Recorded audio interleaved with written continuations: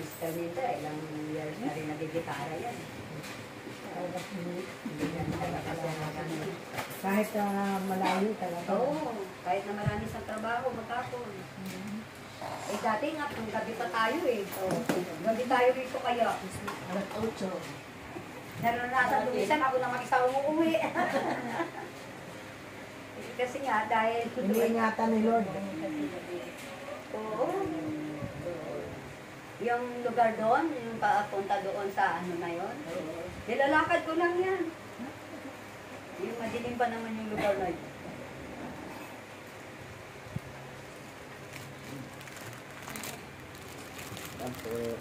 Ay, uy, pamasahe.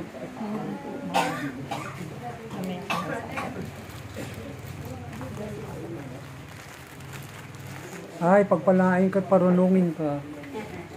Pagkalay na parunongin ko. Kaninong anak yun? Oo, walang pasok na kapag linggo pa eh. Ikaw na nasa Tagaytay, hindi sila makababa. Ito sa gabi lang sila dumating. Ilan na ba yung anak niya? Ano, dalawa yung sa panganay niya, nagbibungan yung sa ano doon. Lahat sila lang. Yan lang. Yung panganay kasi yung mayroong anak sa iba yung asawa niya. Ganda nito. Doon sa atin sa prayer house, pwede. Bali pa siya. Pero paano? Kano binili mo sa kandila? Yan.